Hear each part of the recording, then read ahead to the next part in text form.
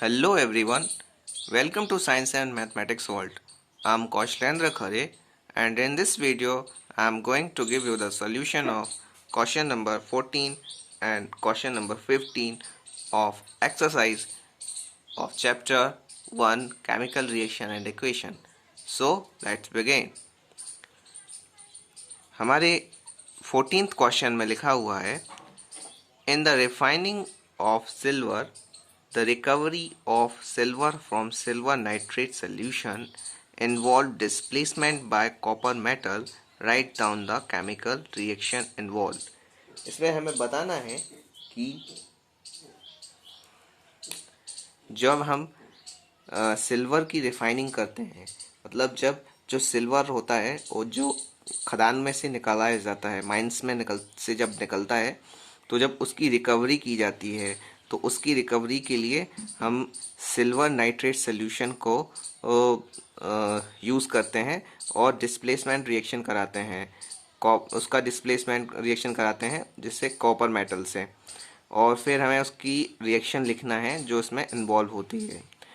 जो ये बहुत ही इम्पोर्टेंट क्वेश्चन है और आपके एग्जामिनेशन पॉइंट ऑफ व्यू से भी इम्पोर्टेंट है और आ भी सकता है आपके एग्ज़ाम में। तो इसे देख लेते हैं हम। इसमें हमें केवल रिएक्शन लिखनी है, तो हमने केवल रिएक्शन ही लिखी हुई है इसमें, इसके आंसर में। तो चलिए देख लेते हैं। इसमें हमने पहले कॉपर लिया है, फिर सिल्वर नाइट्रेट AgNO3 लिया है, ये एक्वस फॉर्म में रहेगा, और फिर हमने इसकी जब रिएक्शन होती है तो Ag आपका ज्यों का त्यों बचा रह जाता है और कॉपर और NO3 नाइट्रेट आपस में रिएक्शन कर लेते हैं और कॉपर नाइट्रेट बना लेते हैं, और आपका जो सिल्वर है वो बचा रह जाता है। तो ये आपकी रिएक्शन है, Cu सॉलिड में रहेगी +2 AgNO3 एक्वस फॉर्म में, और जब इसकी रिएक्शन होगी तो CuNO3 होल ट्वाइस बनेगा और आपका जो सिल्वर है वो बचा रह जाएगा। तो इसमें आप देख लीजिए इस रिएक्शन को, और हम चलते हैं नेक्स्ट क्वेश्चन पे। नेक्स्ट क्वेश्चन में लिखा हुआ है what do you mean by a precipitation reaction, explain by given example. इसमें हमें बताना है कि प्रेसिपिटेशन रिएक्शन क्या होती है और इसमें इसका हमें एग्जाम्पल भी दे के लिखना है। तो चलिए देख लेते हैं क्या होती है प्रेसिपिटेशन रिएक्शन।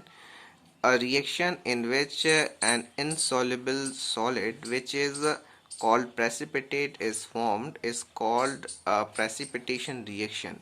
एक ऐसी रिएक्शन जिसमें insoluble फॉर्म में insoluble solid बचा रह जाता है जिसको हम प्रेसिपिटेट कहते हैं, और वह बचा रह जाता है तो उसको हम प्रेसिपिटेशन रिएक्शन कहते हैं। मतलब कोई भी रिएक्शन हम करा रहे हैं किसी भी कोई भी दो सब्सटेंसेस की, दो केमिकल्स की, तो उसमें जब हम रिएक्शन होगी तो एक प्रेसिपिटेट बच जाएगा, अंदर कुछ सॉलिड फॉर्म में कुछ बचा रह जाएगा नीचे, तो उसको हम प्रेसिपिटेशन रिएक्शन कहेंगे। प्रेसिपिटेशन को पीपीटी भी बोलते हैं, पीपीटी प्रेसिपिटेट। तो ये जो है को हमने एग्जाम्पल लिया हुआ है BaCl2 का। BaCl2 आपका बेरियम क्लोराइड है। बेरियम क्लोराइड की रिएक्शन जब हम कराते हैं K2SO4 मीन्स पोटेशियम सल्फेट से, तो डिस्प्लेसमेंट रिएक्शन तो हो रही है BaSO4, और यहाँ से ये Ba से SO4 जुड़ गया और K2 से Cl जुड़ गया तो 2KCl। तो इस तरह से ये रिएक्शन कंप्लीट हो गई। BaSO4 + K2SO4 gives BaSO4 + 2KCl।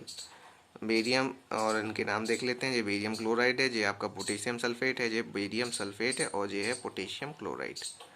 तो ये आपकी एक ऐसी रिएक्शन है जिसमें जो बेरियम सल्फेट होता है वह प्रेसिपिटेट के फॉर्म में बचा रह जाता है, और इसीलिए इस रिएक्शन को हम प्रेसिपिटेशन रिएक्शन भी कहते हैं।